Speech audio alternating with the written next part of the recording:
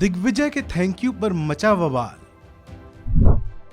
जयराम रमेश ने चलाया ट्वीट का तीर। सिब्बल ने भी दी दिग्विजय को नसीहत। देश में राहुल गांधी की सदस्यता खत्म होने के बाद सियासी बवाल मचा हुआ है। विपक्ष लगातार सरकार पर हमलावर है, पीएम मोदी को निशाना बनाया है। इस पर 7 समंदर पार से आए बयान ने जले पर नमक छिड़कने का काम किया है।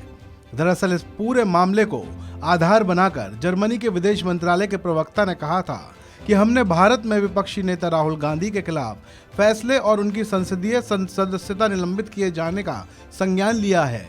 हमारी जानकारी के मुताबिक राहुल गांधी फैसले को चुनौती दे सकते हैं, तब ये स्पष्ट होगा कि यह क्या फैसला टिक पाएगा और क्या निलंबन का कोई आधार है।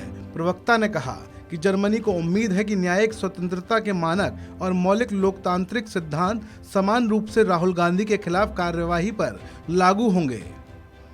जर्मनी के इस बयान पर कांग्रेस महासचिव दिग्विजय सिंह ने ट्वीट कर थैंक यू कहा। उन्होंने कहा था कि राहुल गांधी को परेशान करके भारत में लोकतंत्र से समझौता किया जा रहा है। इसका संज्ञान लेने के लिए जर्मनी के विदेश मंत्रालय और डायचे वेले के मुख्य अंतर्राष्ट्रीय संपादक रिचर्ड वॉकर का शुक्रिया। दिग्विजय के इस बयान के बाद जहां बीजेपी ने हमला बोला, तो कांग्रेस को भी यह बयान गले से नहीं उतरा। कांग्रेस नेता जयराम रमेश ने भी ट्वीट करते हुए लिखा कि कांग्रेस का दृढ़ विश्वास है कि भारत लोकतांत्रिक प्रक्रियाओं को खुद नरेंद्र मोदी की ओर हमारी संस्थाओं पर हमले, उत्पीड़न की राजनीति और लोकतंत्र पर पैदा हुए खतरों से निपटना होगा। कांग्रेस और अन्य विपक्षी पार्टियां निडरता से उनका मुकाबला करेंगी। अब दिग्विजय के इस बयान पर कपिल सिब्बल ने भी उन्हें नसीहत दी है। सिब्बल ने कहा है कि हमें विदेश से समर्थन की जरूरत नहीं, हमारी लड़ाई अपनी है और इसमें हम सभी साथ हैं। जहाँ तक बाहर की बात है, बाहर के देशों की बात है, हमें इसको कोई लेना देना नहीं है। हमें तो अपने देश से लेना देना है। तो जहाँ तक यहाँ लोकतंत्र की बात है, मैं पूछना चाहता हूँ किस किस्म का लोकतंत्र है ये। पार्लियामेंट चलती नहीं है, ठीक है, और जो सत्ता पक्ष के लोग हैं वो खुद नहीं चाहते कि पार्लियामेंट चले, वो खुद नारे लगाते हैं, ठीक है ना। पार्लियामेंट में कोई बहस नहीं होती।